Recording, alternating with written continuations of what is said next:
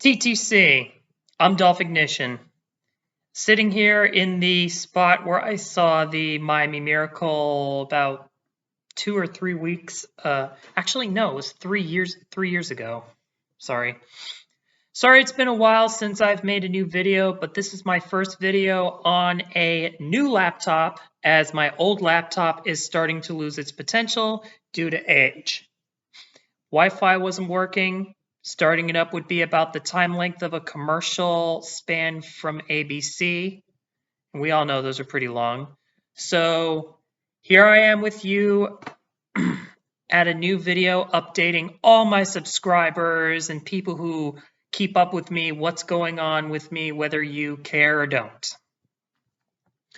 For starters, I heard about EDP 445, as I am one of the moderators on Master at Work's Discord page, and I feel it's not my place to discuss about the controversy, because even without that, I'll just say there comes a point in time where either a TV show or someone's channel jumps the shark. For those of you who don't know what that term means, it's when a show or something like that in particular loses its quality. For EDP 445's case, though listening to him with the unbearable overuse of swear words when giving his 2 cents on anything in life, not that I have a problem with swearing in general, because we all do it as a soundbite to make sure people are attentive with our opinions we give. And his lack of manners could be one reason. I feel after his Eagles won the Super Bowl, that's when he jumped the shark. That's when the quality with his channel started deteriorating. Now, I'll admit, I feel for the Philadelphia Eagles fans out there. You won your first Super Bowl, and I'd argue it was inexcusably deserving, as I felt your offense line was too much for New England's defense line at the time to handle. And still to this day, if you showed me EDP 445's video when he was at the Super Bowl cheering for his team's championship, followed by him singing that cheesy fight song, I'd probably still shed a tear in my eye, because I love happy endings like that. But the biggest issue I have with him is that after the Eagles went back to being the same old Eagles, disappointing the fans, organization not using Wentz good enough, same old mistakes, he would threaten to set his Super Bowl tickets on fire before urinating on them. And as a fan of a team like myself, who stays true to an organization about as equal of a joke as the Eagles are historically, I just couldn't continue rolling with that. I felt when he said that it was a huge fuck you to the fans of his channel who stuck by him and cheered for him after standing by his team through the struggles and frustrations to finally reaching their first championship. He's shown disgrace as a vid maker, always live streaming, barely doing anything with the chat, even with the chat continually asking him in the form of spam to twerk. Considering he was barely doing anything special while live streaming himself, he may as well twerk for the fans, since his paycheck is at the mercy of them. He's shown disgrace as a fan, and now, ever since this controversy, he's shown disgrace as a human being. But like I said, it's not my place in this world to rant about the controversy he's in, because I wasn't a huge fan of him anyway. Moving on to a different subject. During football season, I'm a Doll fan. But during off season, I'm a fan of the black, white, and pink. MLS season has officially begun. And after our first game against LA Galaxy, I'm pretty disappointed in our first game. I really don't want to rant about this, because we still put up a fight And Chicharito needed to somehow show the world that he still got it in him. So leave it to Miami as usual to be that pushover city to help prove that argument.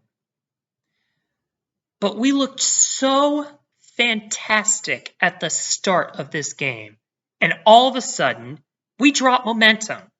And even in those moments of the game, opportunities were presented to us and we did capitalize as good as we expected to. And our defense still needs a bit of work. As for our goalkeeper, let me just say I was never, ever a fan of John McCarthy. And as this game started, I was hoping for some improvement out of him. What I got instead was a deer in the headlights when Galaxy scored their third goal that would give them the fucking lead. Oh my God, do I miss Robles already. But I have to roll with him. I have to roll with him, which is fair since we apparently broke some rules in MLS to where we had to put Pellegrini to Inter Miami's lower tier in order to maintain Blaise Matuidi, who looked fantastic this game compared to our previous disaster against Nashville SC in the playoffs. With studs like him, Higuain, Pizarro, Morgan, and now Robinson stepping up to the mark, we should be competitive. Still, we had our highest attendance in our crowd. Even Tom Brady, who's friends with David Beckham, was there. And we should have won. And I felt we made them sweat. But to give up the lead twice is the nail in the coffin against the excuse of us doing great. Not doing great because of our low attendance. Seriously. You can no longer argue that our low attendance was part of the reason we were bad last season. Because we just had high attendance. This was our highest attendance. And we still lost. Anyways, it was frustrating to say the least. But then again, that same could be said about the Tampa Bay Buccaneers. Week 1 performance against the New Orleans Saints. And look where the end of their journey landed. A championship. If they can do that, we sure as hell can too. They had studs on their team to get them there, so with improvement, I trust we can be competitive as well. Or heads will fucking roll. Our next opponent is Philadelphia Union. And that's why I've decided to bring the TTC attitude into the realm of the MLS, because I'm into my second year of watching an MLS, and I'm already a Union hater after the post they did against us in the MLS's back tournament. If I remember correctly, it was a cake with our logo on it, with a slice cut in, and they'd say, Inter Miami? Nah, just a piece of cake. When we made them sweat. And of course, our last meet, even though we lost 3-0, Martinez is a bitch. I can't stand him. And if we win, I'd love to wipe the smirk off his punk-ass face, so yeah. Let this video be a hate week for the Philadelphia Union and their snake-ass fans. When we come to your house, we get in that W. And when we do, I'll make a huge victory lap. So don't let our last game fool you. We're tougher than last season, and the Snakes are going to learn the hard way. Fuck the Union. Let's get our first win of the season. La Familia, stand up and stand proud. As for our draft picks, yeah, I got to work on my knowledge in that realm, I'll admit. But whoever we get, I'll roll with it into the end. And though it could be argued that we would be in a better position if we drafted Herbert, I'm happy with Tuanega, Miami, Olepola, Tagovailoa.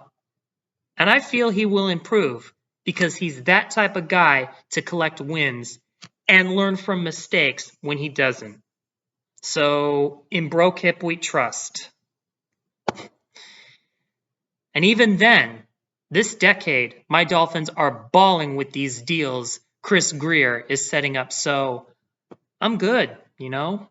Jets still got ways to go. Buffalo is still top tier. I'm actually kind of hoping they win a Lombardi soon because I want my division to be the first in the AFC to have all teams collect a Lombardi, as I've probably mentioned before in some of my previous videos. And as for the Patriots, well,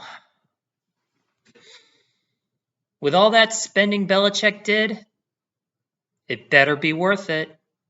And if there's a button that says Belichick versus Brady Super Bowl happens, but in exchange, both franchises become irrelevant the next 2 decades, I would smash that button in a heartbeat. Because Patriots fans and Brady sexuals' demise are the one things in life that make me happy. Anyways, to all my fellow subscribers, stay safe. Prayers to the loved ones that lost their lives to COVID-19 or any form of cancer. And this is Dolphignition, breaching out.